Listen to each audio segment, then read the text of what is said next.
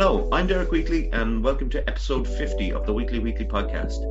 So we made it to the big one. I've been talking about it for a while, number 50, because obviously it's a milestone, and there's other milestones along the way. I think 52 is going to be a milestone because that would be, consistent year that we haven't missed an episode, a weekly episode. So that's another one, and then obviously 100 and that. But yeah, we're delighted to get here, and thanks to every single person who's listened, to follow, subscribed, everything that you've done.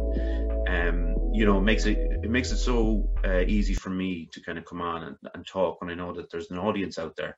I probably still do it otherwise, just talk to myself, because I actually enjoy it, and I enjoy learning about people and that. But to know there's people listening and taking things from it, it's obviously even more important. We're still doing the Live and Joyful series over on Instagram. That's kind of a weekly thing, but not exactly set as this podcast. The podcasts are, so keep an eye out for them. We'll be having more guests coming on that. But anyway, listen, I'm going to introduce a very special guest today. She's a former UFC fighter, first female to receive a black belt in Brazilian Jiu-Jitsu in Ireland, and I would say, and many would say, the queen of Irish MMA, and her name is Aisling Daly. How are you, Aisling? Hi, I'm great, thanks. Thanks very much for having me on. Delighted to be here.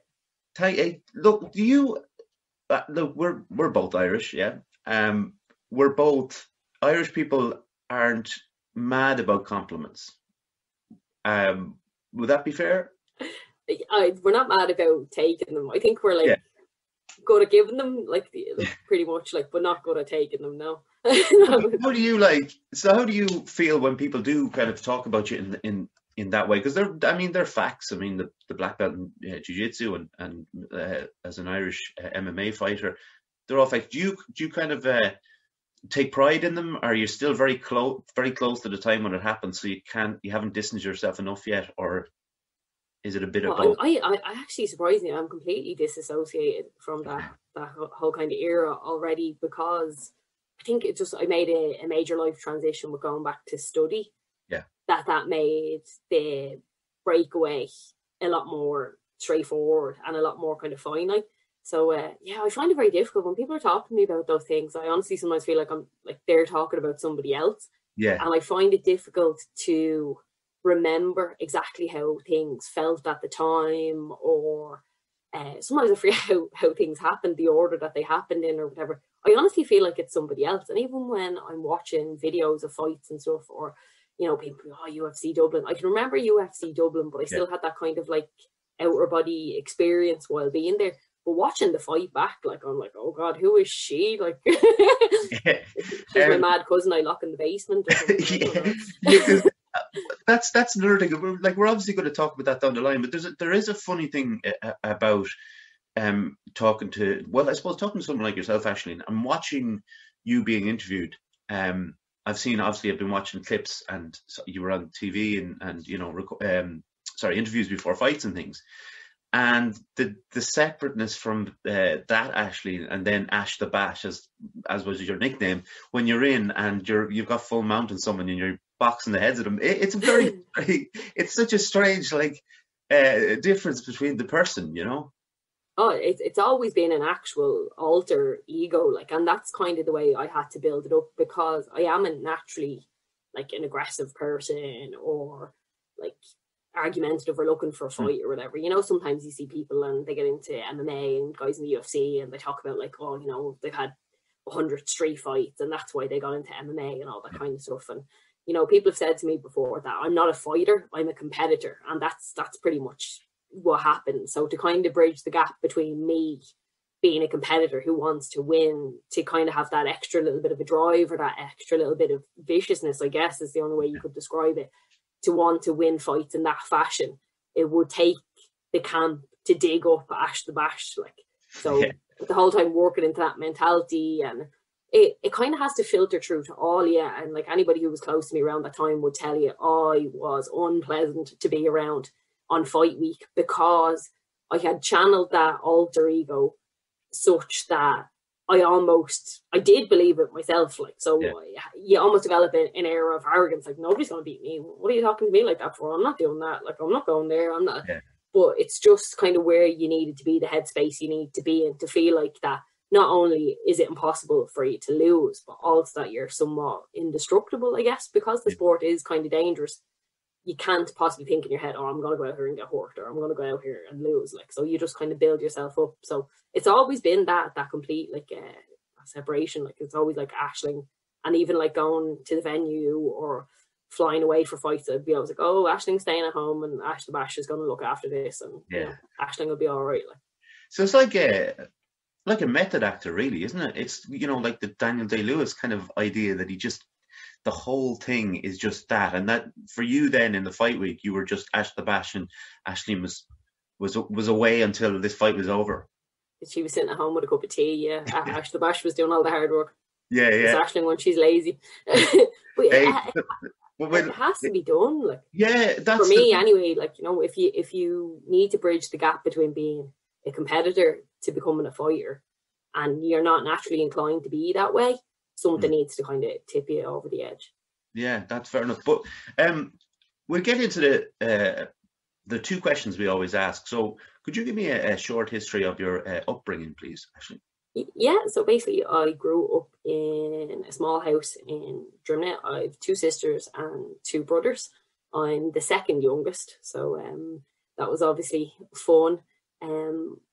Nothing really too interesting or exciting about my upbringing. Both my parents were always in my life. Like, I had a really nice childhood, and I just was always kind of tomboyish. I was always into kind of sports, or, you know, even in like school sports day or something like that. You know, we were in a mixed secondary school, and I'd want to be competing with what the boys were doing. So, like, you know, the beep test, you know, the fitness test.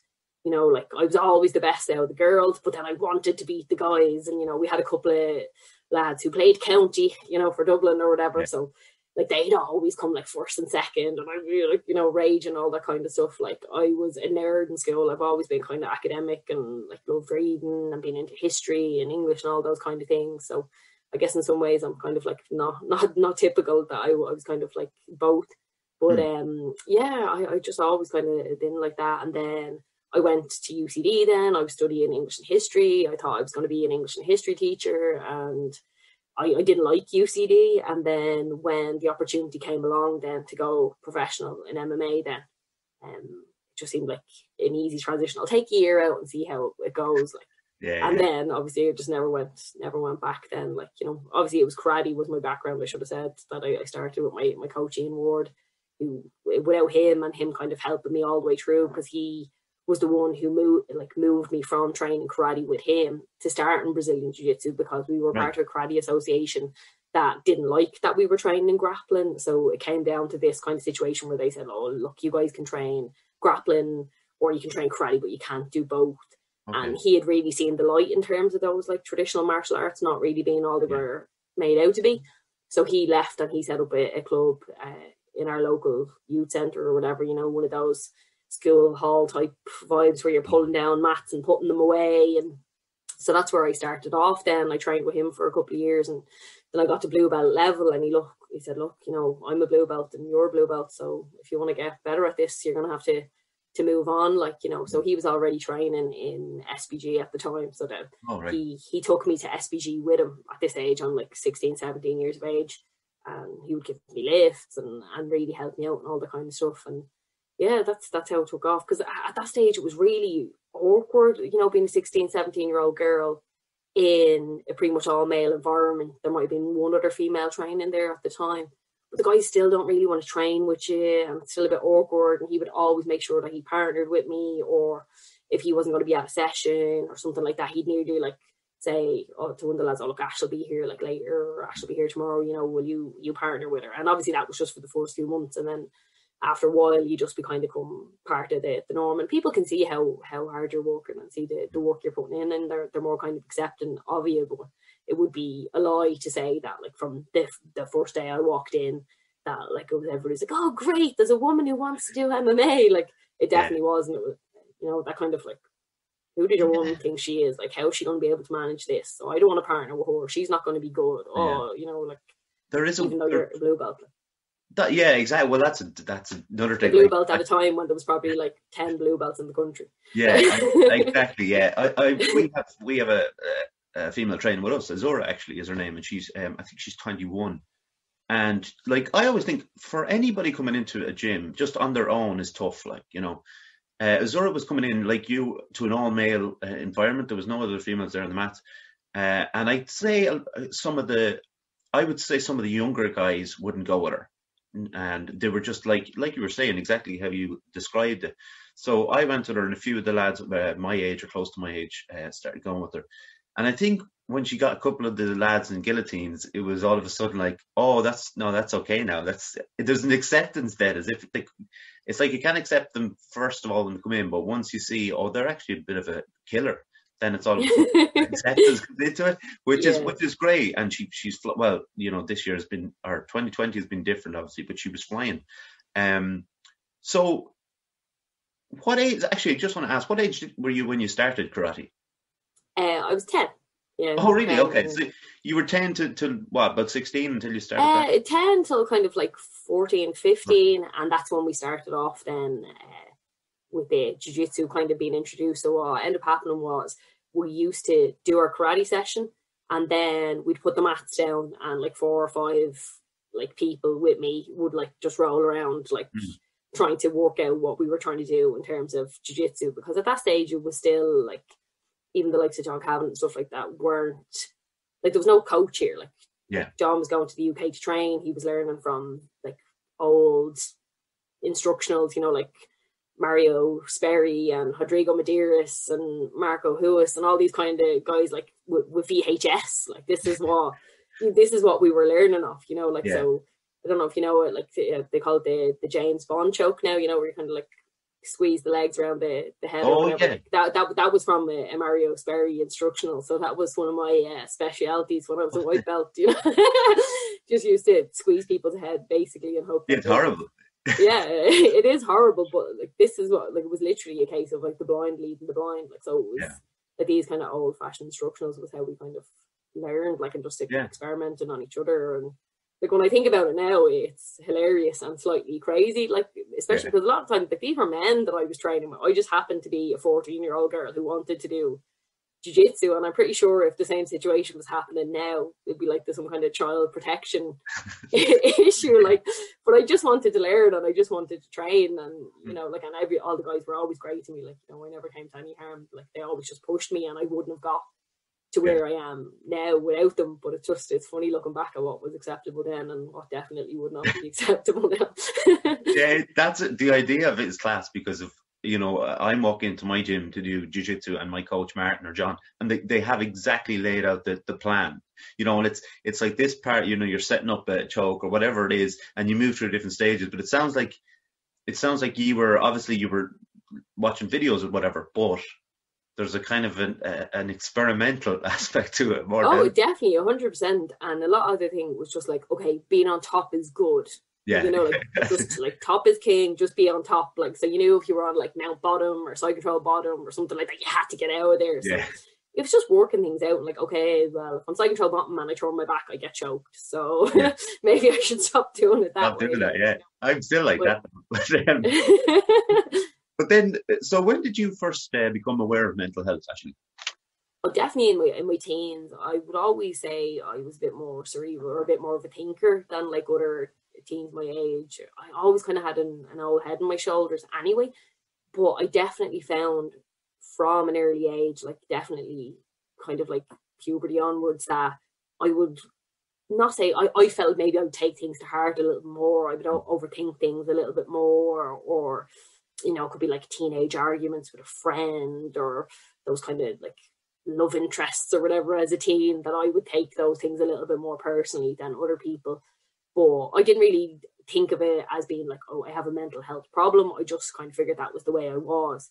And then as things went on and things progressed in my life, then I started to realize that I did have kind of a slightly more dark or negative kind of way of thinking. My thought process was probably a little bit more skewed towards the dark side than the average person. But I definitely didn't realize until I was in my 20s then that I actually had anxiety, and that I did struggle with bouts of depression as I went on. It's only when kind of people start to talk about it, and then you kind of put a name on it and you address that maybe you are thinking a little bit differently to the average person, or that you're just not quite on the same level of kind of shock absorption for different incidents in your life, that you're like, oh, I kind of felt like I was a bit different, or something was a little bit askew here, but now I actually know there's a name on it, you know. But it definitely was something I was aware of, definitely from teenage years. Yeah, that's, it's a common when I do ask that question, because when I started doing the podcast, I was like, those two questions were important kind of across the board to find out the different stages when people realized that they had a mental, and not everybody who came on had a mental health issue, but they were aware of mental health as such from school or whatever, depending on their ages, of course.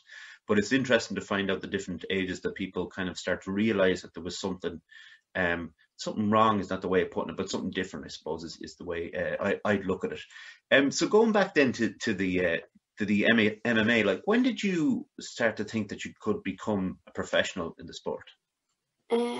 People kind of throw this word professional around, but for me, like, there was no amateur. Amateur didn't exist. So if you wanted to fight MMA, immediately the rule set that you would go to was professional. Like, we're talking about kind of 2005, 2006, when I kind of was like training MMA seriously before making my pro debut in 2007. So there was like MMA League, which would be like no headshots on the floor and small gloves. So it was like MMA League, which is basically a grappling match with punches to the body, or professional level, elbows to the face, knees to the face level. That was just the transition. So it wasn't like I made a conscious decision, like, I'm going to go professional now. It was like, okay, I want to fight MMA. This is the only rule set available to me. And you just go for it, And I thought that I would do well at it. I thought that maybe I'd have a certain run of fights or whatever, and then that maybe would be as far as I would go. Mostly because it didn't exist. Like, there was no women's division in the UFC. There was no Bellator. There was no anything that you can think of now that has women's fights didn't exist. At the time when I started to compete in mixed martial arts, there was Smack Girl in Japan, which have a 30-second ground limit. It's usually 2 4-minute rounds, or used to be 2 4-minute rounds with the bigger gloves. So that, to me, I felt it was very entertaining, and I loved that women were getting the opportunity to fight there. But still, to me, there was something amiss because it wasn't the same rule set as the men's. So that, I always felt insulted when they tried to adjust the rules for women as if women were less capable. And I didn't understand why, because, sometimes they'd say, oh, women won't be capable at, their rounds are too long. Whereas anybody who has any kind of knowledge of sports science or anything like that knows that women tend to actually be far better endurance athletes than men. So to say that the rounds need to be shorter because the women don't have the gas tank for it is scientifically incorrect. So I was always just kind of insulted by that. There was Bodog then came out in 2006, which I think was like pretty much disappeared very fast. I think they were laundering money or something like that. It was more to do with gambling and stuff.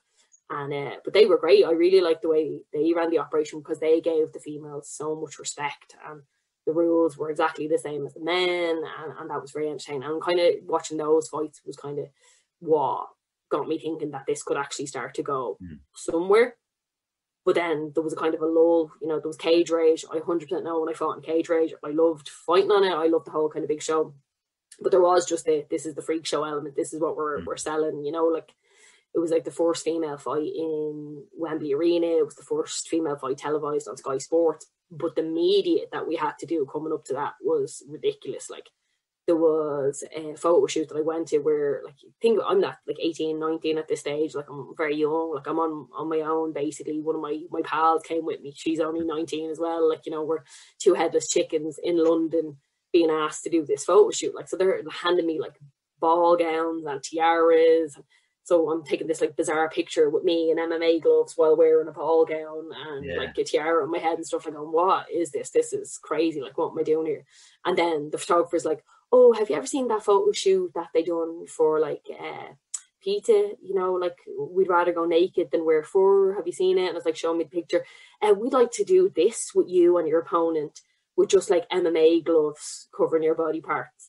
Like, I was glad I had the foresight at the time to be like, no, I'm not doing this. Like, I definitely wouldn't want to be sitting here at 33 years of age with a photo of me in the nip with a pair of MMA gloves covering my bits, like, following me around. But just like what they were trying to do, it was that like sex is selling, like freak show element. Like the women are not here to be respected for their attributes. The women are here to be kind of ogled and, ooh, women in a cage. Like, isn't this interesting?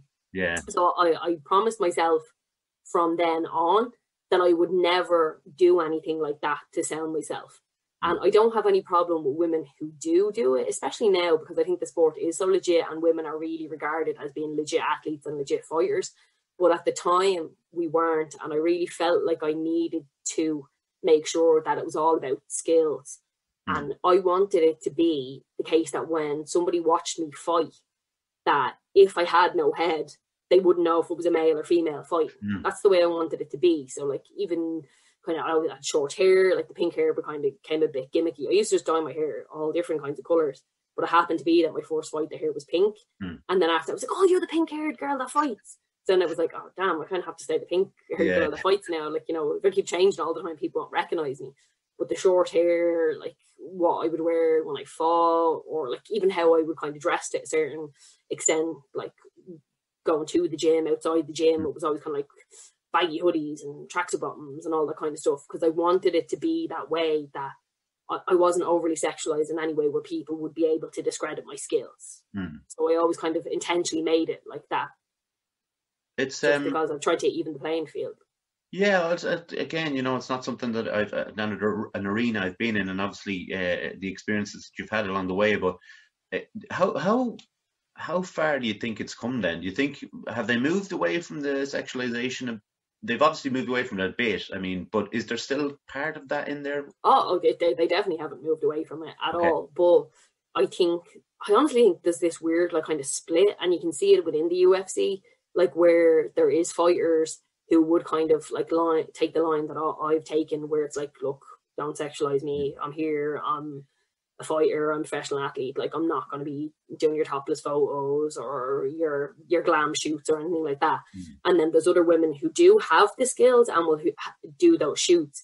But then there's this whole other kind of crop of women off to the side who don't really have the skills and who are just doing the glam shoots, and they're getting these opportunities based on how they look, basically. You know, like I'm not in the marketplace for like standing all over somebody or like trying to like single somebody out, but say somebody like Paige Van Zandt, who clearly hasn't had the skill set, like never should have been where she was, but because of the media attention that she was generating and the photo shoot she was willing to pose in, and the way she was trying to carry herself and the way they were marketing her, it definitely wasn't all down to her.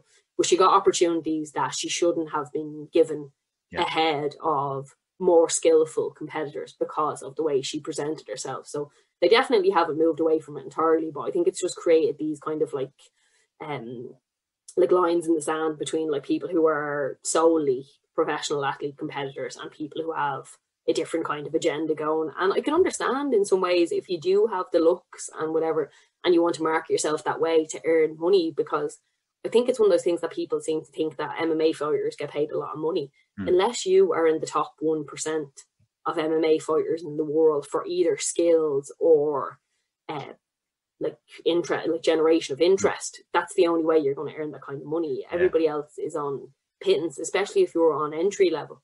Like so many times, even if you look at the cards for UFC and they, you know, go through the pay, like there'll be 70% of the fighters on the card will be on less money than the ring girls. Wow. So I can understand why these women turn to sell sex or sexualize themselves to be able to make a proper cash flow.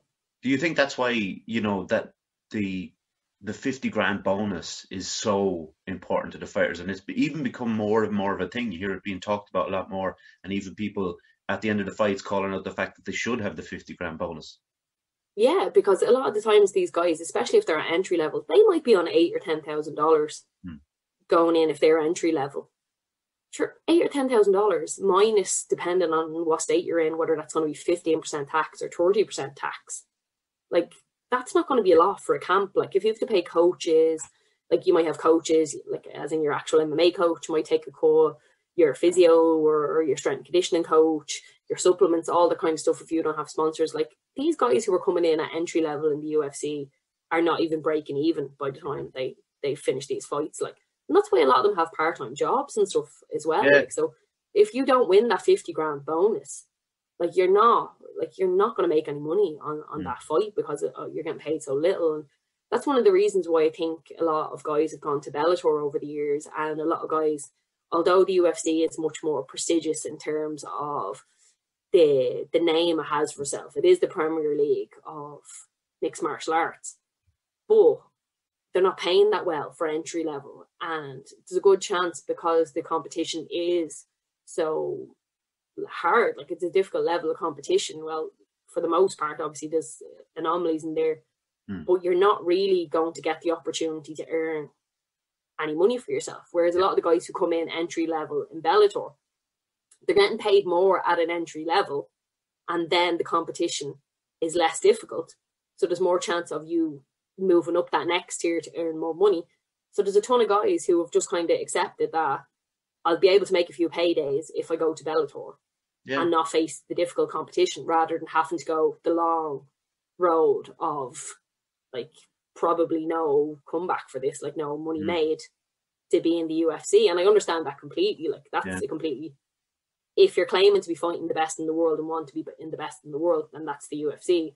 If you're wanting to fight because you really enjoy fighting and you want to make a few quid, then Bellator, then that's fine as well. But just don't ever stand in the shoes of the person who wants to make money and doesn't really care about being in the best of the world and say that you're fighting the best in the world, because that's not true. Like, I get you.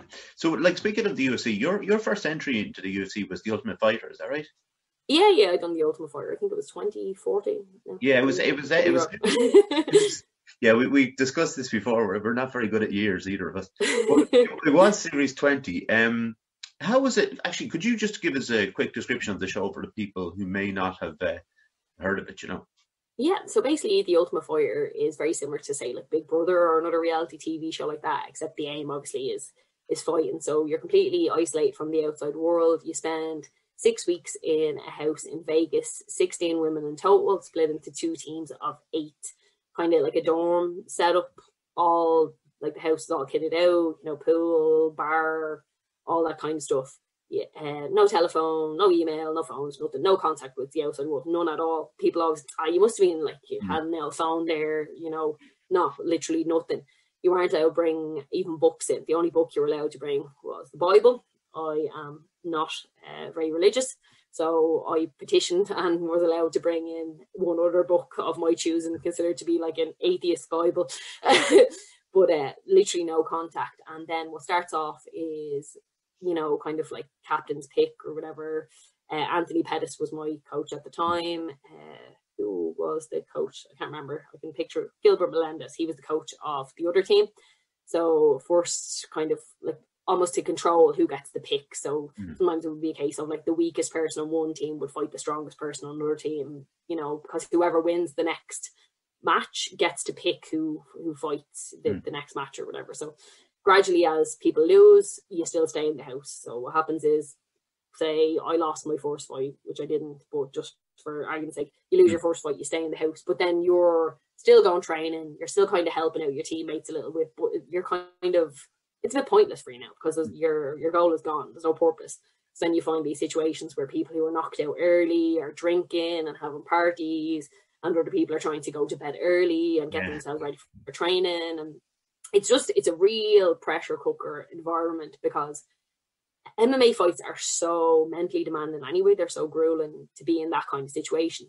And they're difficult to be in if you have your favourite people around you and your trusted people around you and all those kind of things. But then to be thrown into this environment where you're given this team who are like, oh, this is your team now. Like, I don't know these people. This isn't my team. This is your coach now. Your coach is going to like corner you for this fight. Who? What's his name? Like, what's going on here? Like, so it's just really a pressure cooker environment. So like whoever wins the Ultimate Fighter, and I've said this forever, it's never the best fighter. It's it's the person who's best at dealing with those situations, who can deal with that pressure cooker environment. And you've seen it kind of over the years. A lot of people who win the Ultimate Fighter don't really go anywhere in the UFC. Now sometimes they do, like, and like Rose obviously was the one of the people who came through first, but she didn't win the series. Like, so Carla Esparza won it And then where's Carla now? Like, you know, she's like middle table of the division now. So it's not anything to do with skill level. It's to do with how you deal with those kind of pressure cooker environments. But it's a really toxic environment to be in. It is purely toxic. Like, there's very few people in there that have any interest in your well-being or anything like that. And even the producers, not so much, you know, the kind of way they just want to make good TV. They're not so much caring if, you know. Did the producers ask you about your mental health? Oh yeah, they did. Yeah, in the interview, because they do a pretty like stringent interview. But did they want you to talk about it on camera? I don't think they asked me to talk about it on camera. I can't really remember exactly if there was. It might have been brought up. There was a suggestion. I just read it yesterday. It wasn't your quoting or anything, but there was a suggestion that they asked you. They knew that you had spoken about your mental health before, and they kind of wanted you to kind of speak about it on camera in an interview. No, you said you can't remember. I don't recall that being a thing, and I wouldn't be the type of person in that kind of situation that somebody said, "Oh, you want to talk about this now, so talk about it." Yeah. I wouldn't have been that. I remember before I went in, I wrote a blog post because I was on like antidepressants and stuff like that, and I was going through a tough time, and, you know, going to like see a psychologist like multiple times a week and stuff like that. And I kind of said to myself before I went in, like, I don't want to hide this. There's enough pressure on me already in this pressure cooker environment that I don't want it to be a case of like, I have my prescription with me. I'm not just going to like all of a sudden just stop like taking my prescription. So I'm taking these antidepressants, and every move I make is going to be recorded. So I don't want it to be like me caught on tape. Taking antidepressants and this becoming a thing. So I'm like, no, this is where I'm at right now. This is how I feel, and this is how I'm tipping along with it. So I think it might have been prompted a little bit by the blog post, but it was definitely not them saying, "Do you want to talk about mental health now?" It was me more addressing it for myself, because I think there was a lot of stigma still. Like, you know, think about this is like 2014. In the last couple of years, things have really taken off, and people are like, you know, it's okay not to be okay, and, you know, things like noggin sports and all the kind of stuff are more positively discussing mental health in sports, whereas at the time it wasn't really that big of a deal. And it worked out like so positively for me in that regard, because there were so many people who watched it and messaged me or like wrote me a letter or whatever after and said, like, when I saw that what you were doing, like, that if somebody who goes in and fights in a cage can also have these issues, then like maybe I'm not that bad, or maybe I'm not like, it's like we're all human, like, you know, if I can still go and do what I do, then you can still go and do what you do. There's nothing wrong with anybody who has mental health, as in like wrong as in bad, like you're like not a good human. It is the way it is, like, you know, it's like breaking your toe or something. Yeah, well, that's the thing, like the breaking the toe. We always talk about, you can see when someone's broken their toe and you can't see the mental health thing. But for you know, when I talk about like you're the first to do this and this and this, but like in 2014, there wasn't an awful lot of people talking about mental health. And because the fighting arena is seen as like everybody has to be tough and, you know, mentally strong and physically like, and all this kind of stuff, for you to come out and be talking about it would have been a massive thing for a lot of people at the time, you know. And I think, like you said, now is a different time where we're kind of moving on and people are talking about it a bit more. But then some people didn't have those people that kind of stand up for them or speak up for them. So it would have been a hugely important thing, you know. And so were you, like, did you worry about the idea that people at the time, or even some people still think of it as a weakness? Did you worry at the time that people would think that about you? No, I didn't worry that people would think it was a weakness. I definitely worried to some degree that people might judge me for it, or, you know, it might kind of hamper like future prospects with things ever so slightly.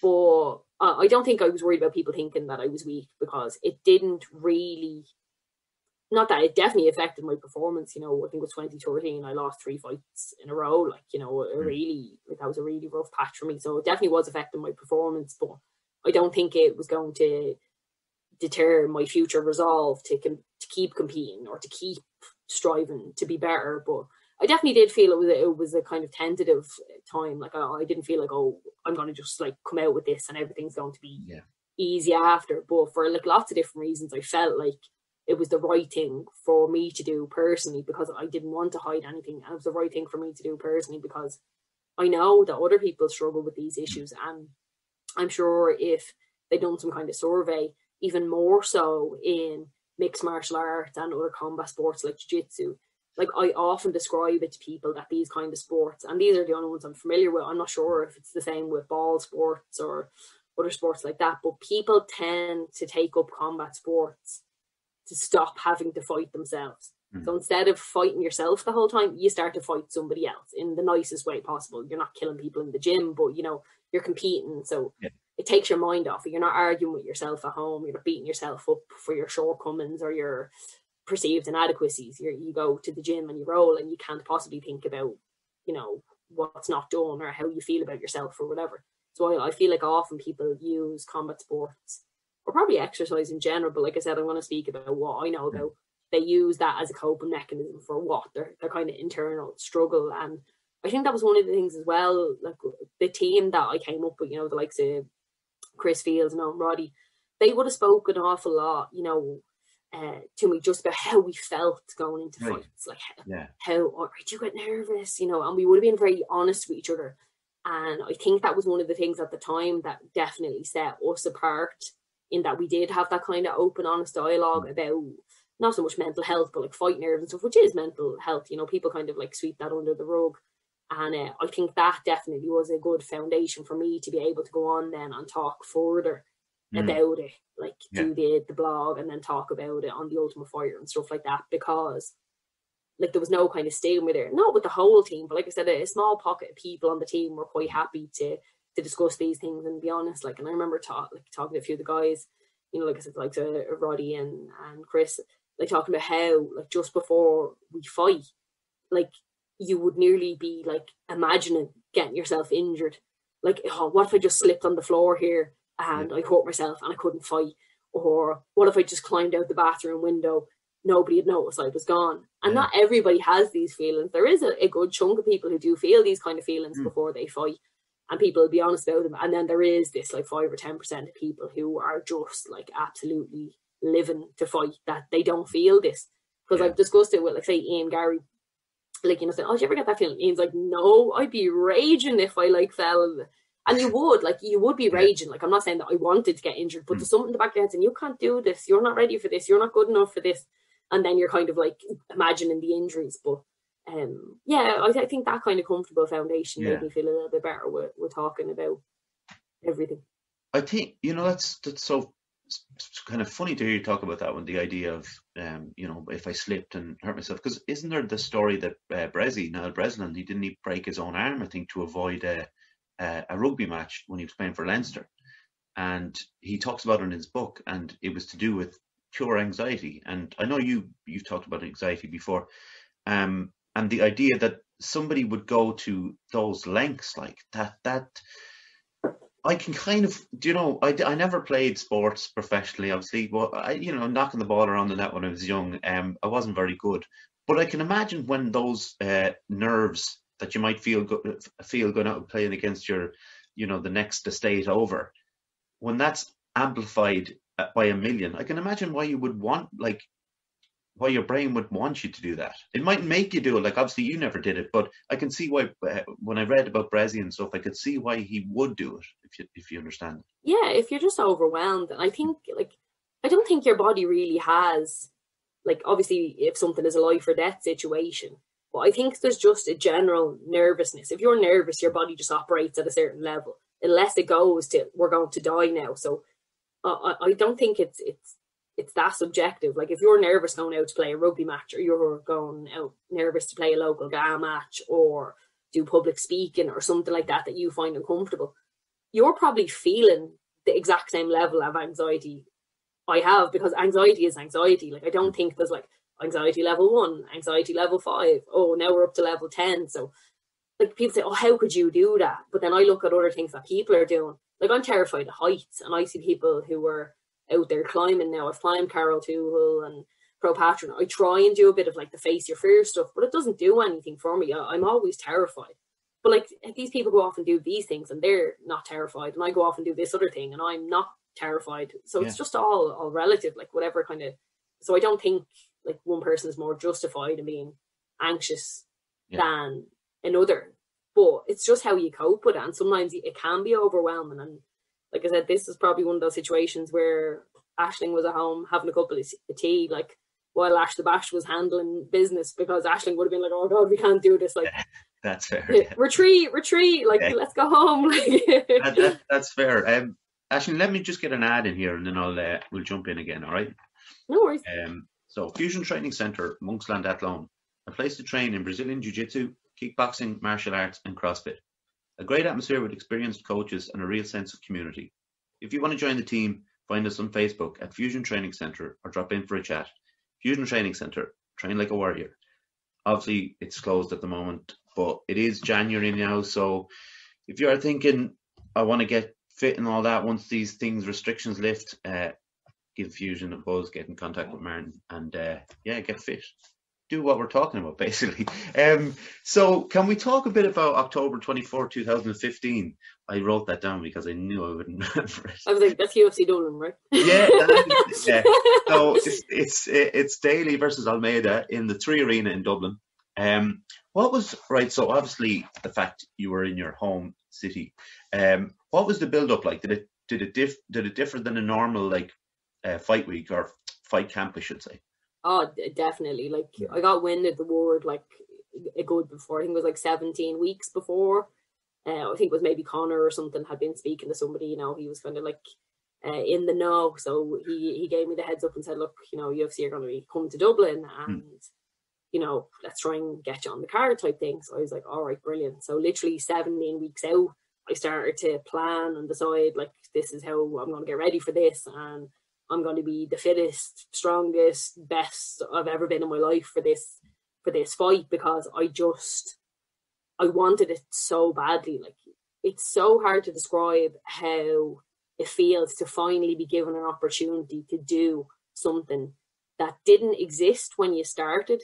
So you not only did you just not thought it was never going to happen. It was never going to be a possibility. So you always wanted it, but then like it was never going to happen. So what are you going to do anyway? And then all of a sudden it was like, okay, this is happening. It was like, what? Like we're getting after this. Like we are getting after this. Like, so I don't know, like just because it was such a big thing and it was something that I'd wanted for so long, the whole camp, like it definitely wasn't easy. It was very, very tough, full of ups and downs and whatever. Like, but I just felt like it was just electric. Like I was just buzzing the whole time getting ready for it. Like it was just such an amazing feeling, such an opportunity coming up. Like, you know, so like fight camps can be hard. Sometimes you're dragging yourself out of bed to get yourself out, especially like the cuts and stuff. Like for me, for 115 are just like absolutely horrific. Like, but I was actually just buzzing. Like I just like skipping out of bed every day, like walking around like so positive, so like high energy as best I could be, and just like living for this opportunity, you know, like, and coming up to the fight, you know, like some of the guys were getting to be like, oh, like, you know, slow down with the training and you're doing too much. You're not going to want it when the time comes. And I just thought to myself, that's spoken like somebody who always had this opportunity, who always knew this was available to them. You're not going to want it. Like, you can't understand how I feel about this situation. I've finally been given the opportunity to do something that was never before possible. And now it's here. But there's no way I'm going to lose enthusiasm for this. There's no way I'm not going to want it when the time comes. This is all I've ever wanted. Yeah. So I was absolutely buzzing. Like, I remember it was fight week. They sent us down to, I can't remember, I think it was the Marker Hotel or whatever it was down there at the IFSC. We were staying down there, and obviously like weight cuts are hard and stuff. So I'd have to kind of like, you know, still be running and whatever, trying to get the weight down for the last week. And I remember running up the quays. And I can't remember on the side of one of the buildings, but there was this massive poster, and it was like myself, Paddy, Redzer, you know, Carl, we were all on the side of it. Yeah. And just like, so I'm running up the quays, like cutting weight, it's miserable, it's, you know, 7 a.m. or whatever, like, oh, this is awful. Yeah. And I just look over and I'm like, I was just the biggest smile on my face and just floating up the rest of the quays, like, you know, just being like running up like past Halfpenny Bridge, up, you know, just like across the Liffey, just being like living the dream. Like, I'm actually just living the dream. Like, this is... There's a great media scrum interview. It's a 3 or 4 minute one where you did, and it was leading up to the fight week. And like, it's funny hearing you talk about how confident you were. You can see it in the interview that there's no, like, I can imagine, I'm trying to imagine it from your perspective, looking at the microphones and the cameras here, whatever. But it's like there's nothing there, and you're just like answering some questions from very far away, and it's great. It doesn't. You don't see it. I'm not a body language expert or anything like that, but you can see anxiety in people. You can see nervousness in people when they're being interviewed. But there was just a freeness about the way you were talking. And I just watched it yesterday, and I thought it was great because I was typing all the stuff in, like, of all your interviews and things that you did. Why did you pick? Oh no! First of all, I'll ask you this. We had Danny Nealon on there a few weeks ago. She said that she doesn't hear the crowd when she's walking out. She doesn't hear the crowd. Are you aware of the crowd? I know I would be aware of the crowd to a certain extent, but you definitely have kind of like tunnel vision as you're going. Like, yeah, you can't take it all in, and like, I feel for me, I shouldn't take it all in, because I don't want to be overwhelmed. Like, so say for the walkout for UFC Dublin, like, I was aware of how crazy it was, and it was like breathtakingly like, wow, like, this is spectacular. But there was a split second. The only way I can describe it is like, I opened the tunnel in my head for a second, went, what the hell is this going on? And then went to myself, like, don't start enjoying this, because you're only on your way to work. You haven't done the job yet. Yeah. So there's no point in me going, oh, look how great I am. Look at all these people singing my entrance song. Aren't I brilliant? And then go out and lose like that. Yeah. It was never in my head that I was going to lose, but I was like, don't lose the run of yourself. You haven't won this yet. Like, you're only on your way to work. You haven't got the job done yet. So I just kind of opened the tunnel and went, wow, this is amazing. Back in we go. Like, so why did you pick Zombie with Cranberries? I didn't really pick it, to be honest. It kind of it was one of those things that, like, in the gym, it was like Paddy Houlihan and Peter Queally and stuff were chatting. Like, Paddy said to me, first of all, he was like, oh my god, like, you should totally come out to the Cranberries. Now, I had come out to it before. When I fought in Montreal the year before, I had come out to, or earlier on that year, was 2015 as well, I'd come out already, and obviously it's Canada, it's not that big of a deal, didn't get that much of a reception. But Paddy had kind of said, I think this would be a great song for you. I think P had already come out to it before, and he was like, yeah, that song would be like a good song, yeah, definitely suit you to come out to it or whatever. And then obviously, like I said, it kind of flopped in Montreal, nobody really cared about it. And then it just happened to be, because obviously in Dublin, like, I obviously like the song, yeah, it's great. Cranberries are iconic anyway, Dolores O'Riordan's voice, like, haunting. Yeah. And just like for Dublin, it was like, I couldn't have picked another song. I've used it before, I've used loads of other songs before that I like, and like, get you psyched up. But like, for the homecoming, it was like, you can't not have the iconic voice of an Irish woman. Like, you can't not do that. Like, right. So if people look, UFC, it's hard to get UFC on YouTube. Okay, so if somebody wants to see it, if they haven't seen this walkout, because it is an iconic walkout in Irish MMA, right? To the people who haven't seen it, just type in Ashley Daly walkout Dublin, right? But go to the first one. If you haven't seen this particular one, Ashley, right, the guy or the girl filming it is scanning the crowd perfectly, and people are singing, right? But the moment it changes and the guy captures it perfectly on the camera, he turns to the screen, and obviously the UFC camera, is zoomed right in your face, and it's not like you're interacting with the crowd, but you're singing it. You can tell you're singing the words, and then all of a sudden everybody starts singing it. It's an amazing thing. It's one of those things you look at as a fan of sports and get the hair stand up on the neck, because on the arms, and the crowd is insanely loud. And we talk about the Irish crowds in general are amazing, and it properly, if people, like I say, if you haven't seen it, go and watch it, because it was so amazing. And the most important thing, obviously, on the night was you won the fight. Exactly, yeah. We often kind of joke in the gym, like, how awful it would have been to have such an iconic walkout and to not win the fight. Like, that would have been very, very disappointing.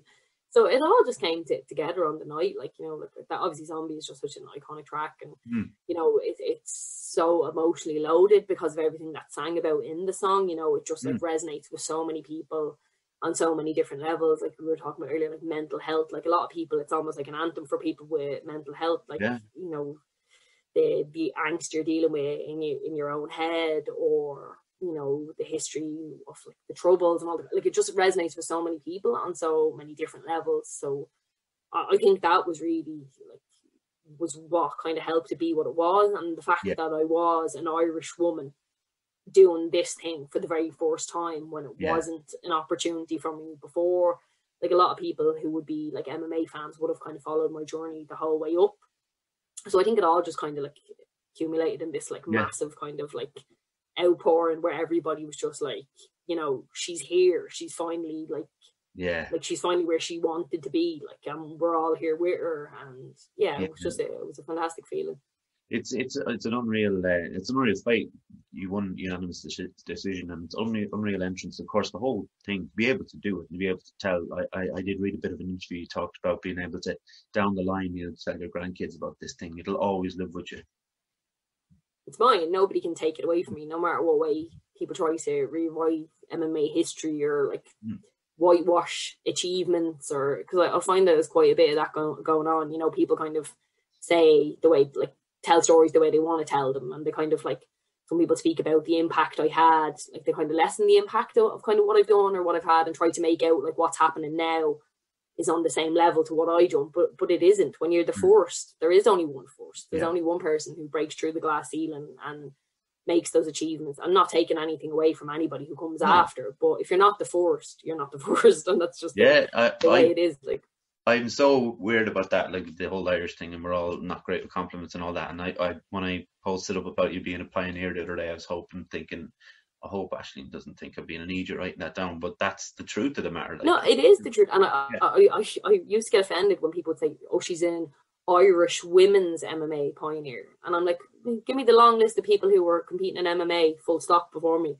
as if there was like these 50 lads giving it a go. And then I came along. Like, no, there was like, myself, Owen Roddy, Arnie Isaacson, Adrian Jaworski, like, who else? Like, there was, like, there wasn't a whole heap of people, like, obviously that's in like down south or whatever, and up north there was people competing as well, but there was probably 10 of us in the entire country fighting full stop. So if I'm not a pioneer, then like what am I? I'm not a women's MMA pioneer. I'm an Irish MMA pioneer, and that's just exactly it. But you'll still take the queen of Irish MMA, will you? I'll take that. Listen, could you tell us, because a lot of people won't know this, but can you tell us why you had to stop fighting? So basically, it was 2016. I was due to fight, and I was due kind of like a brain scan at the end of the year. So I was due to fight Michelle Wars, and I'm brutal with dates and times, and especially because this fight didn't happen, it would even get more kind of slightly blurred. So I injured my knee. I basically like just tore my MCL, my PCL, and my meniscus. And I was due to fight Michelle Wharton, and I hadn't pulled out of the fight yet. And anyway, she then emailed UFC to say that she'd broken her hand, so she was pulling out. So when she emailed to say she'd broken her hand, I went, okay, well, maybe I'll just pull out now as well, because there's no point in me getting them to find a replacement. I was just going to fight with the bandy knee, was basically what was going to happen. But then I decided against it, so I said, all right, this is not going to happen. So I went in, get the original scan on my knee to see what was wrong, and then I was at the end of the year, then it wasn't really doing that well still, so we were sending in for another MRI to see if anything else was wrong. So my doctor, Professor Dan Healy, he said to me, oh, your brain scan is nearly due, your regular annual brain scan is nearly due, so instead of going and making multiple trips to get all the scans done, why don't you just get everything done at the same time? So I was like, okay, yeah, this is grand. So I think it was probably about December 2016. Anyway, so I went in, something obviously showed up on the brain scan that Dan wasn't happy with. So he sent me for multiple brain scans after this. Obviously, I don't know the technicalities of it. I'm not a medical person, but I think he was like wanted to view different planes on the MRI to see, because whatever had shown up, he wanted to see it more clearly. So then I got a text off Dan asking me to come in and see him in his office. Now, Dan would always just call you or email you or whatever if it was just something that was if it was standard, because I remember getting stuff before, and sometimes he'll even send you the MRI of your brain, be like, oh, that's a lovely healthy brain or something like that, he'd say. So I didn't get it, that's a lovely healthy brain message. So I was like, oh, something's not good here.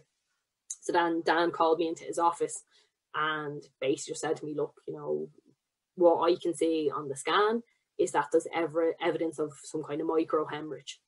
And I was kind of like, well, like, I don't, like, what? Like, you know, kind of just like in shock about it. So he basically just explained to me that it had happened some point between now and the last scan. He asked me about different incidences over the course of the year, like, oh, have you felt like dizzy, disorientated, any of that kind of stuff, like, and I couldn't really pinpoint, because there would be times in sparring where you might get it hit a little bit hard or something like that, and you might have a little bit of a, you know, a sore head, or feeling a bit like kind of, you know, basically kind of feel like you have a hangover or something, that kind of like, oh, a bit kind of groggy feeling. So that would have happened probably a couple of times during the year, and definitely in 2015, like obviously after UFC Dublin, like I wouldn't have felt great after that. Like I broke my nose really badly in that, and I had to have surgery on my nose and stuff like that. So there could have been multiple times over the course of that 12-month period where I would have felt like, oh geez, I don't feel great, or I will. So I couldn't pinpoint exactly when it happened.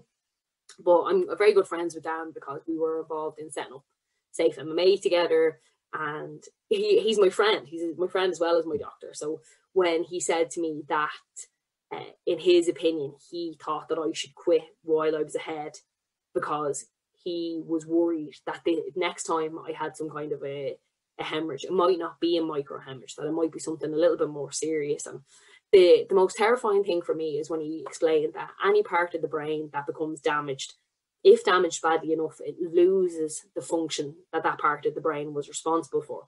Okay. So, you know, people automatically think about like, oh, the dramatic, like, oh, you'd be in a wheelchair, or, you know, you'd be left, you know, completely incapacitated or something. But he was explaining to me, it might not be that. He said, like, it might be something like you end up with, you know, like something like Bell's palsy in your face that affects your speech, or you might lose a part of your personality because you've had a brain injury. He said, you might lose everything about you that makes you you. You might not like be the same person anymore.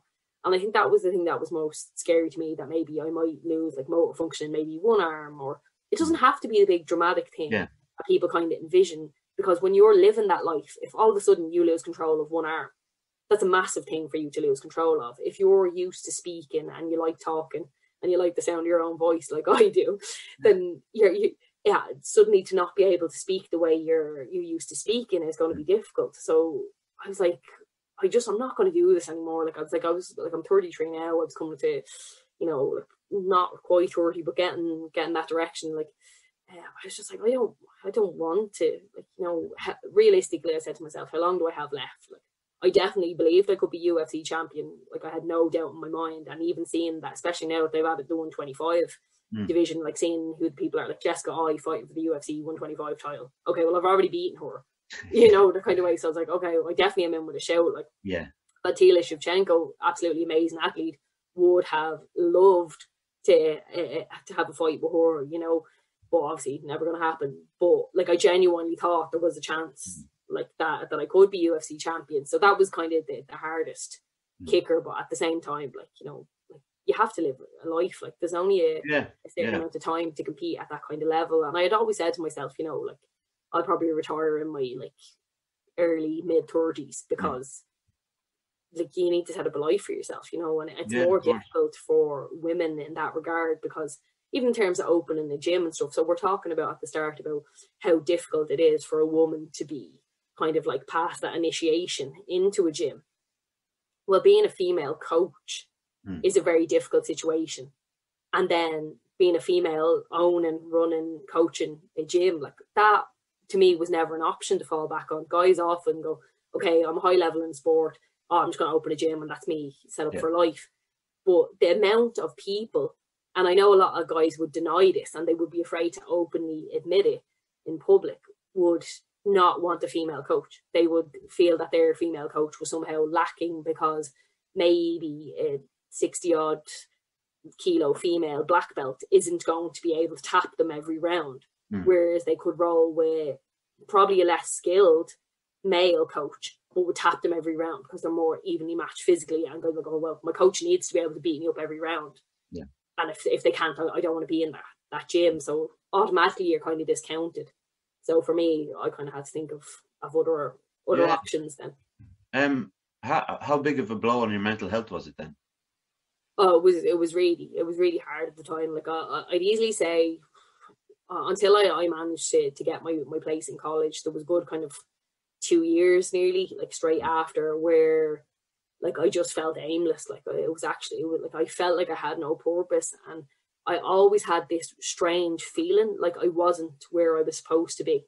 Yeah. Like it actually would just like kind of eat away at the back. Like you could be sitting doing something, having a nice time, just like kind of very ordinary things, something that I wouldn't have got much opportunity to do when I was competing, because you'd be training all the time. So it might be like out for a nice dinner or out for a few drinks, or like something nice and fun that you didn't get to do much of when you were competing. And it would just be like, I shouldn't be here. Like I shouldn't be sitting here doing this. I should be preparing for a big fight. I should be like fighting in front of like thousands of people in the UFC. I should be preparing for UFC. And it was just always kind of eating away at the back of me. And it kind of like stole a bit of my joy for a while because of that feeling. Like, you know, I wasn't allowing myself to enjoy this next stage of my life because I wasn't ready to let go of the old stage, and I didn't really have anything in place for moving forward. Like, you know, I'd always imagined that I would decide when I would retire, and I'd be like, okay, now I'm going to do X, Y, Z, or I'd have whatever it was that I was going to do set up and ready to go. But it was just like carpet, like ripped out from underneath me, and I'm like, what? I'm not ready for this yet. Like, what do I do? What do I do? Like, you're kind of like holding on to what's behind you and like afraid to look back, like forward at what's ahead. Like, you know. Yeah. So like, what was there a kind of thing, because we obviously talked about Aisling and Ash the Bash as almost separate entities, but was there a thing of did you have to let Ash the Bash go? Oh yeah, definitely. Yeah. You know, like anybody who was kind of close to me, like we literally kind of had chats about like, she's dead. Like we have to like mourn a death here. Like, you know, Ash the Bash is dead. Like we have to bury her. She's not coming back. You know, you have to let her go, and that's it. But there was definitely like a mourning process to it, like with all the stages that go along with mourning, grief, denial, anger, frustration, all those things that I had to kind of go through to arrive at where I am now, where like I'm completely disassociated from, where I'm like, who? What? Me? I did that. Yeah. So you're a coach now, aren't you, in Team KS? Yeah. So I coach the ladies program there, and I coach the kids program there, and then I pick up the slack for Tom and Chris then when they're not around. So I'll coach some of the mixed classes, but probably maybe once a month or once every 6 weeks or whatever. I get my hands on the lads and show them some small people jiu-jitsu. Yeah, just do that bloody James Bond thing on them. So hopefully I've moved past that. Yeah, well, yeah, you're a black belt. You're well past that. So the women's class, like, when did that idea come about in there? So basically, from pretty much the minute we opened the doors of the gym, like, so when Chris and Tom were opening up the gym in Swords, they asked me would I coach there. And like, they're only setting up the gym. They don't really know exactly what they're going to be doing themselves, but they're like, we'd love you to do a ladies class there. So I was like, brilliant. Yeah, definitely do that. And it's just, honestly, it's just grown from strength to strength. Like, I've always trained very hard, and I kind of, a little bit of a switch went off in my head. I used to kind of, I wouldn't say that I was a bad coach before I started coaching Swords, but I used to not really understand why everybody didn't want to train as hard as me, if that makes sense. Yeah. So I'd kind of like, what are you doing here if you're not going to be like giving me all your effort? Like, whereas I kind of relaxed a little bit and realized that not everybody wants to be a jiu-jitsu competitor or like, you know, compete in MMA or whatever. Some people just want to do it as a hobby, and some people just do it for enjoyment. So when I kind of let that go and realized that it should be just fun and enjoyable, and then whoever will want to compete anyway. Yeah. And that's what I think was the difference then when I started coaching Swords, that I allowed the atmosphere to be more just about welcoming and people enjoying themselves and having a good time, than thinking that, like, you know, loads of people are going to turn up and want to be world champions. Yeah. And it's just basically the atmosphere that we've created there. And it's a very welcome atmosphere. It's a very fun atmosphere. Like, obviously pre-COVID, like, we'd have people around. Like, we have an open door policy in Team KF and Swords anyway. If you're confident in your coaching, you're not going to be worried about students going elsewhere to learn, because if you know you're a good coach, they'll come back to you. You know, they're not going to leave you and go elsewhere. unless you're lacking in something. And if you're lacking in something, you need to help them find it. Like I remember Tom saying to me when we first kind of started over in Swords, when I left SPG and I was training over in Swords with Tom and Chris full time, he was like, yeah, if you need to go over to East Coast, they've like a load of girls over there, if you want to like head over every now and again to get some roles in or whatever, like do what you need to do. Like I know we don't really have many girls here for you, so you just like, and that's the sign of a great coach and somebody who has great confidence in their coaching. And that was kind of at the start before the ladies team built up in Swords, but we still have that great relationship, you know, like we travel over to, you know, the likes of East Coast or over to SPG Dublin 24 with Paddy, or, you know, his girls that come over to me, or, you know, some of the girls from Team Torres come down, you know, the likes of Primal, BJ, Andrade. We have some girls come down from there and we'll travel up, and, you know, it's just over in Galway. We have Olga, she's a fantastic ladies team over in Point Blank. We'll pop back and forward to each other over there. And I think because the women's side of things is just a lot smaller community, and Ireland in general is just such a small pond, like if you're trying to be the best in Ireland, like you're kind of short-sighted. Yeah. But if you see the opportunities you have with females in other gyms, that, you know, that kind of iron sharpens iron, like we can all learn from each other and we can all progress, and then we can go and win international medals. Like nobody really cares if you win the Dublin Open, but if you go off and win the Euros or you win the Worlds, people are going to be like impressed, you know, the kind of way. And if you want to be a jiu-jitsu competitor, why not let's help each other to get to the highest level that people can, rather than just being the big fish in the small pond. I think I was lucky enough to go to a couple of seminars, Tom King seminars. He came down to us, and they were brilliant. And it's one of those things you notice when you do jiu-jitsu. We had Kieran Davern over as well, you know, and just to see black belts, kind of the tiny little details that make it such a massive difference. It's very humbling to kind of, I think jiu-jitsu is like that though. It's very humbling sport. And what you said there, Aisling, about me and my friend Josh, we talk about it all the time. But when we talk about jiu-jitsu, I'm 38, he's 33, he's got a couple of kids, and he's got a wife. He's not worried about, he's not trying to be a professional.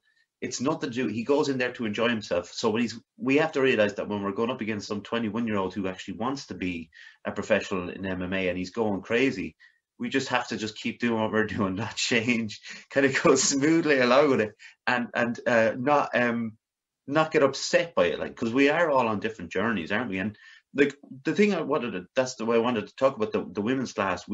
It's a great idea because it removes what you were talking about, going into a full men's class and being maybe a little bit nervous and overwhelmed by it.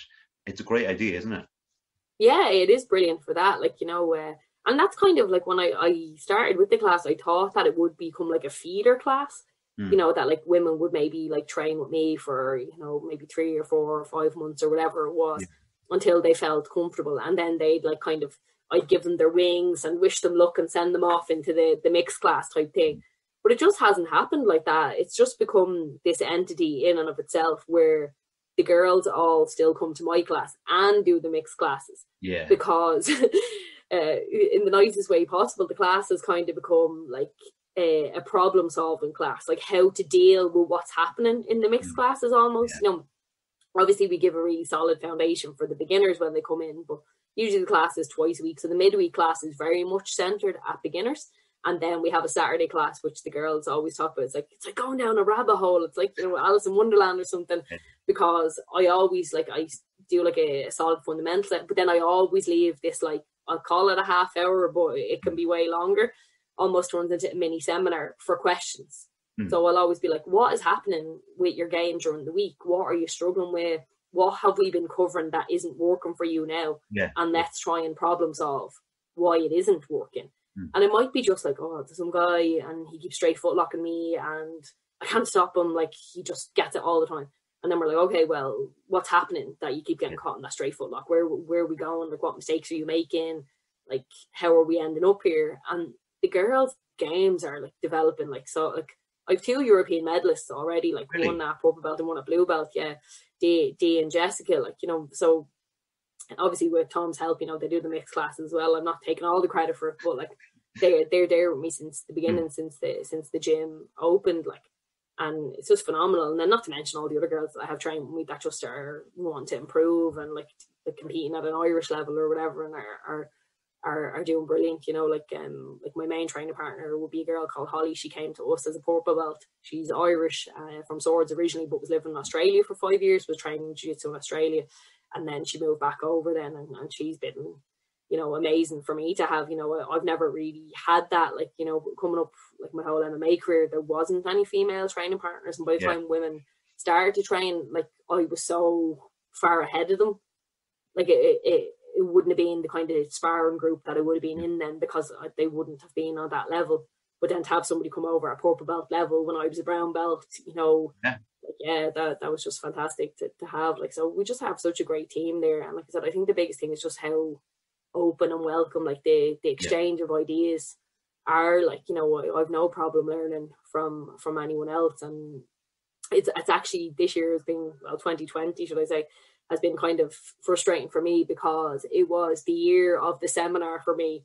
Basically, I said to myself, I want to go and try and learn from as many different people as possible. So if people are doing seminars or open mats or whatever, you know, like I'd turn up and roll with people. Like, you know, like I said, I'd pop over to Galway and I'd roll with Olga, or I'd pop over to East Coast and roll with Fionn or whatever. Like that's brilliant. But like when you're getting bashed by somebody, it's not really the same as them giving you those little details.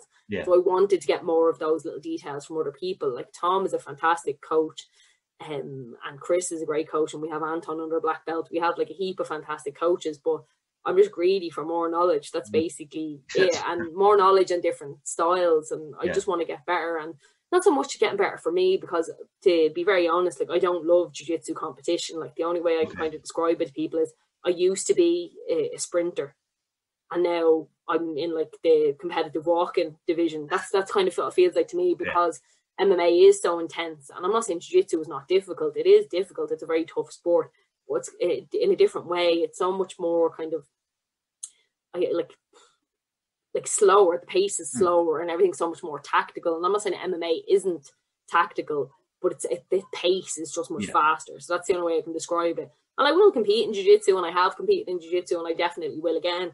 But I'm not aiming to be like a world jiu-jitsu masters champion or anything like that, because I had my passion. I had the thing that I loved so much that I poured everything into it, and that opportunity is gone. And I don't see the sense in replacing it with some kind of pseudo goal that I don't really have. I understand that. Yeah, I understand that. I'm going to actually, I will, when this all lifts and all that, I am going to come up there and train, because... Oh, you're more than welcome, honestly. Yeah, we'd love to have you, especially we've moved into the new gym. We moved into the new gym just after the second lockdown, I think, and we have an absolutely fantastic new facility. So it's over 2 floors. I'm brutal with square footage and all that kind of stuff, but it's a really big gym. Yeah. So downstairs we have like a super MMA area with like a cage. We have like a strength and conditioning area. We've got like new bags, like zebra mats, like walls, floors, and then upstairs then we just have like a massive jiu-jitsu area. I'd say it's easily like one of the best or like biggest jiu-jitsu areas in the country now, like for size wise. Like so it's brilliant there. I actually went to school in Swords. Did you really? Yeah, I did. Yeah, I did, from like 3rd class to the end, you know.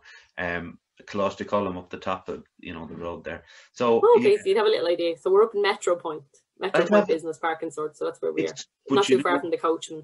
You have to remember though. Oh, is it? Okay, I do know. Yeah, so now it's one of those things where it's such a different place now. Like this is I left in 2000, so I've been back to see it a few times, but it's changed so much. Like all these parks weren't there when I was there. Yeah, like Swords definitely, like I'm sure since 2000 to now, like it definitely doesn't feel like as much of the countryside. Like, you know, be like, oh, you live out in Swords, you live out in the sticks, whereas now it's like not, like, you know, it's like 20 minutes into Dublin or whatever. You're like, it's like a town now. It was a village when I was up there. But so you're doing something completely different now. You're studying to be a primary school teacher, is that right?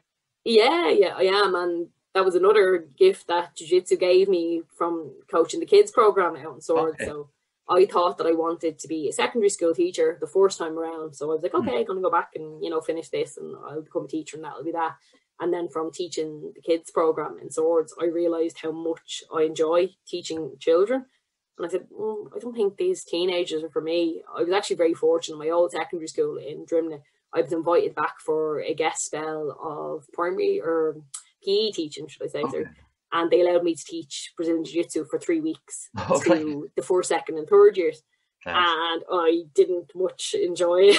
Oh, really? Oh, no. Yeah, teenagers, they can be a little bit hard work, like, and especially because you're kind of coming in like out of the blue, and they don't really know you, and there was a bit of kind of, what we say, like, miss I batter you, this kind of, Yeah. from little like 15-year-olds and stuff. So I was like, I don't think I really want this for the whole of my life. Like, I'm not the tallest, like I'm 5'2" and whatever. Like, I just don't need to be dealing with like 6 foot 15-year-olds, like, Yeah. that I can't actually choke.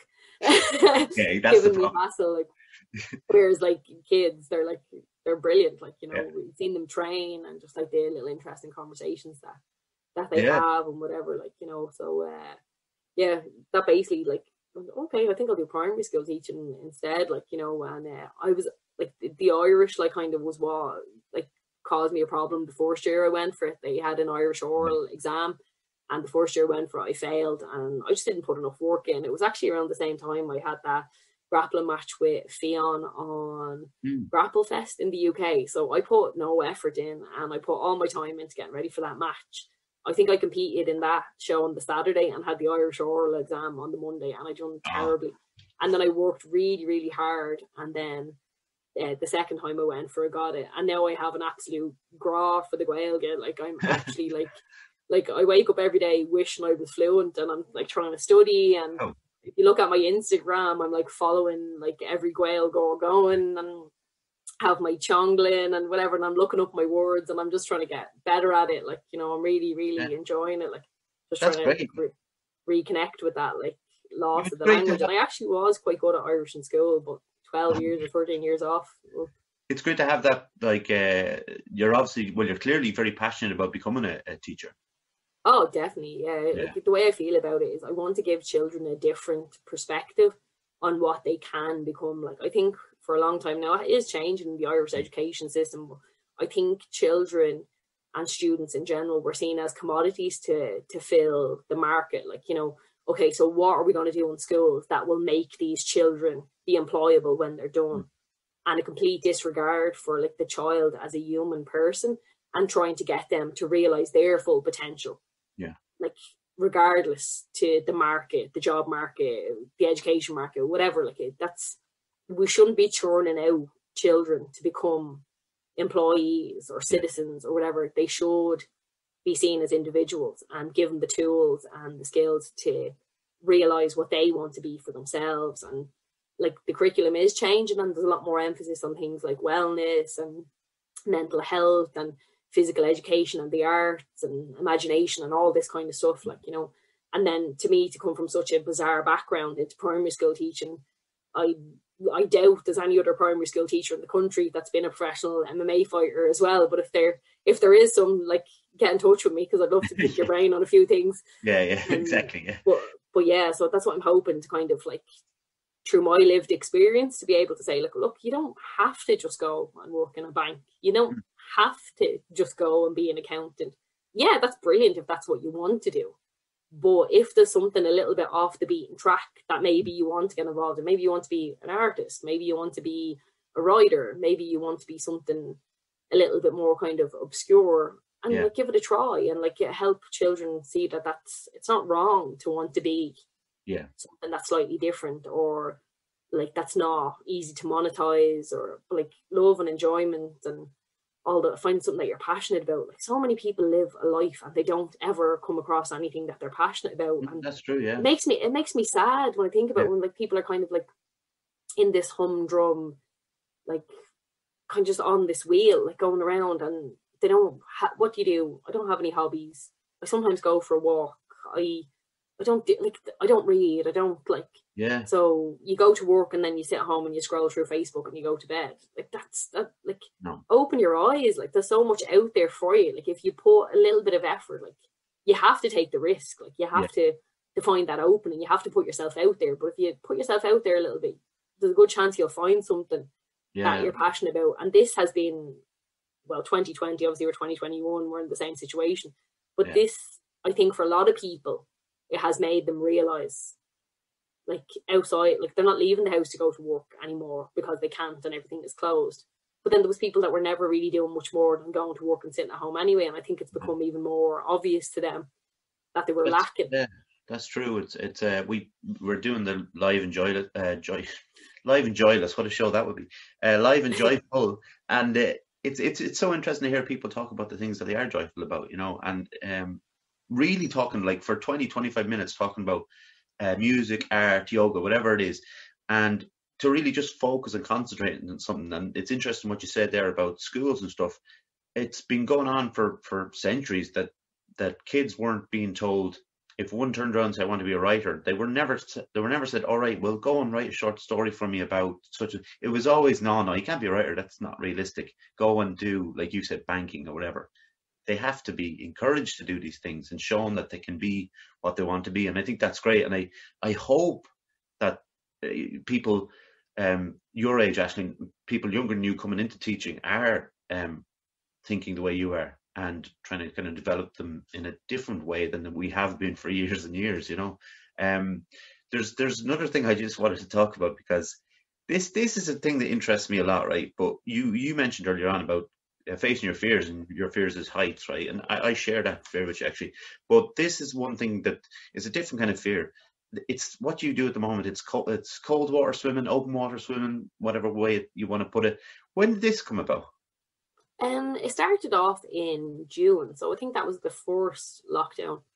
And my friend Holly and her husband were going for a dip in the sea, and he was going far too early for her. He's one of these like Jocko Willink, like about 4:30, like, and she was like, look, I'm just not getting up this early. Would you be interested in going a little bit later with me?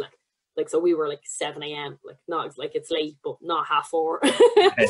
So we started that then, and my friend Dee then she came in, and we actually started off, we used to just go once a week on a Wednesday. We had a WhatsApp group, Wim Hof, like, so we had a like Wim Hof Wednesday. That's what the group was called.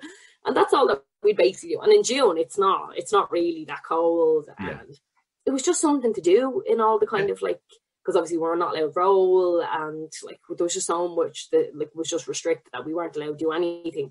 So we were just trying to find joy in other things that we were doing. Like, so it wasn't that cold in June. It was quite nice. You could spend an awful long time in the water. Now we would be like cold when we got out, and your fingers would be numb, and having trouble turning the ignition in the car and stuff going home, like.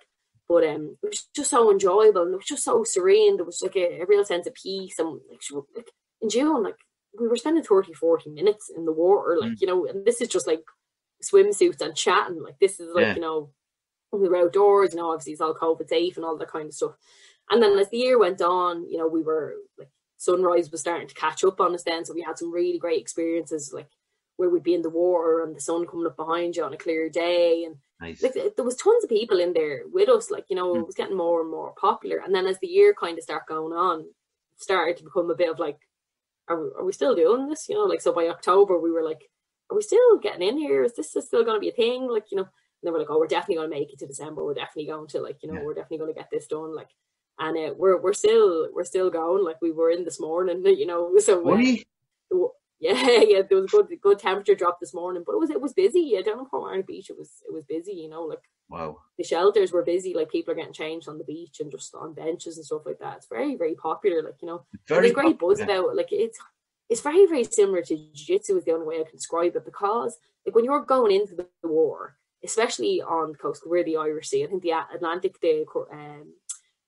current is causes this to be slightly warmer. The water temperature is a little bit higher, so I'm not saying we're tougher than you people on the Atlantic, but I'm saying, yeah, we kind of are. So like it's just, you can't be thinking about anything else. As you're like, I'm not a great swimmer, and like I said, I'm not good with heights. So people are like, oh, diving in off the 40 foot and all the kind of stuff. I'd be frozen at the top of the 40 foot, not going anywhere. So I just wade in. But still, like when you're wading in and it's cold, like you can't think about anything else. Like, when you're like the waves coming at you and you're starting to get caught, like, oh god, like you can't be like, oh, did I put the bins out? Like, you're not gonna be. it just doesn't matter, like, And then when you're in there, like the water, like just flowing, and the waves coming, and just the whole experience, it's that really, like, to use somebody else's words, like embodied feeling that you get in jiu-jitsu or something, like, you know, like you're fully there. Like you have to be fully in the present, fully inhabiting your body to be aware of what's happening in a row. If somebody's trying to choke you or arm lock you, or is putting like cross-face pressure on your face, or just has a heavy top pressure, you're like there, you're in the moment. Every interview is feeling the exchange. Yeah. And then it's the exact same when you're in the war, like the cold water splashing you, or you can't be thinking about anything else. You're just very much in the moment, and there's nothing, no distractions, nothing else. And as I found, like more and more so, and I don't really have many people that I know that go down, but every time you come down, there's a new group of people there. Obviously, we're not on top of each other and COVID and all that kind of stuff. We're not, like, we're well social distance and it's outside, but there's a great sense of camaraderie between people who are coming down to get in. Like, so people are getting out as you're coming in, and they'll be like, oh, she's a cold one today, girls, but you just can do it, you know, that kind of stuff. Or, you know, like some people are wearing wetsuits and other people are still just in their togs. So like there was one man in today, and he was like an older guy, and he has nothing else but his togs, and there's a fella coming down in a wetsuit, and the old lad is making fun of the young lad in the wetsuit.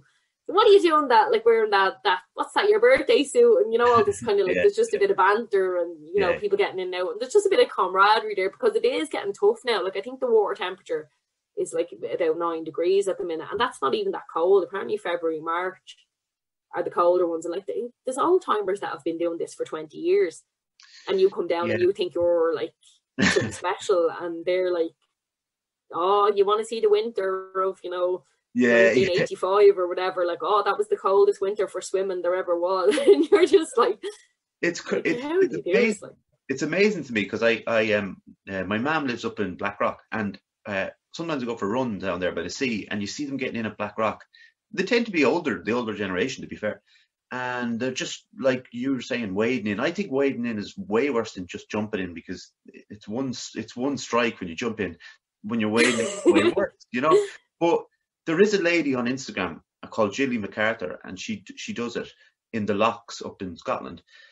She's coming on the show in February, actually, but she's I started following her recently, and it was because of you, because I was following your post from Portmarnock, and I know Portmarnock, and so I found this lady, and you're talking about the water temperature as well. Like, she measures it every day. She checks the air temperature, water temperature. She was in the water the other day, and it was 0.2 degrees. Like, I was just like, that's, to me, as scary as anything. I want to do it. I do want to do it, and I will. But I know you definitely should. Like, just if you're going to start at this time of the year, just be careful. Like, you know. Oh yeah, it's starting in the summer. Yeah. If you're going to start next year, you'll be fine or this year, later in the year. Keep getting used that transition, that grey area. But yeah, you'll be fine in the summer. You'll be grand. Like, and then when the weather starts getting colder, like, you know, you can wear like neoprene gloves and neoprene boots and stuff like that, and they just give you that little bit of extra protection, because it's your extremities are the first to start to go, and things getting changed and stuff after. Like, it's difficult if you can't use your hands. It's very hard to do zips or buttons or laces or anything like that. So, and then your swim hat, you know, the old timers, you know, or say you lose the heat through your head, so get your old swim hat on. And I've seen the guys now lately, there's like these winter swim hats you can get in Decathlon that like apparently have an extra couple of layers and keep your head warm. It's great crack though, like, honestly. Because we were so restricted, like, so they see swimming, and then I've been surfing a couple of times, but this year myself and my pal Holly, we actually bought surfboards. Now we're very beginnerish, like we're on foamies and whatever, but and not that there's a wave on the east coast anyway, but if that's all you have, like, so you know, some days there's like, you know, a bit of wind or whatever, so you're checking Magic Seaweed and seeing if you can go down and collect an old wave on Portmarnock Beach or something. But just being out in the water and just finding something to do, like, and like, I know 2020 has been a horrible year for a lot of people, but I feel almost guilty when people are talking about how awful a year it's been, because I don't feel like it's been the worst year I've ever had. Like, you know, I've been through a lot more in terms of my mental health, but I found it was a great opportunity for me to find other things that I love. People, geez, it must, like, oh, you can't do jiu-jitsu, you must be like beside yourself. And I'm like, I can get in the sea, I can surf, I can go out and run, I can go out on walks, like, you know, I can read loads, I can listen to audiobooks, I can listen to podcasts. I have more time to be doing things that I never would have thought. That's what I feel about it as well. That's how 2020 went for me. And I mentioned this in the podcast before. I love John Ronson was talking about it, and he mentioned about how people with anxiety kind of embrace this because they could be indoors and they could get on with the things that they always thought that they needed to do, but also that they could turn around to people who didn't have anxiety and say, I told you there was something wrong. I knew there was something coming. And that was his kind of thing about, like, it made some sense when you had read it. I was like, he's absolutely right. Yeah, listen, Aisling, it's been great talking to you. It's been a pleasure for me to have you on. I really enjoyed talking to you. Thanks very much for having me on. Thanks very much. Listen, just stick with me for a minute. I just want to take a quick photo. I will turn on my light. I look like a ghost now on the screen because it's getting a bit dark outside. But let me just finish this up here, Aisling, and then I'll get the photo, all right? No worries, take your time. So, as always, thank you to John for getting me to episode 50, all the technical stuff that I can't do. I appreciate it an awful lot, John. And also thanks to his family and to Megan. Thank you to Martin, my coach, for suggesting Aisling as would be a great guest. I was meant to say this to Aisling. We were about episode 30, and I was like, I want to get someone really good for episode 50. And he said, how about Aisling Daly? He literally was in the first couple of sentences. And yeah, to the people who don't know, I was just chancing my arm messaging Aisling, so it was very sound of her. Obviously, it's very sound of you to kind of come on. So thank you. Yeah, she loves the sound of her own voice. Get her on. Hey, they're the best guests because I don't have to do anything. Let them up. But thanks to my mother, my father, my granddad, Ger and Calvin. Subscribe to our YouTube channel if you haven't done so. If you're on YouTube now, listen to it. Hit subscribe if you don't mind. We're on Facebook, Instagram, Twitter. You can find us on this podcast platform: Spotify, Apple, Anchor, Google Podcasts, etc. I need to stop sounding so bored and read out that bit. It's just because I read them every time. I'm not bored. They're important parts. But listen, thanks everyone for listening to our 50th show. And again, Aisling, thank you very much. I really appreciate it. Thank you. Right, everyone, take care. We'll be chatting to you next week. All the best. Bye.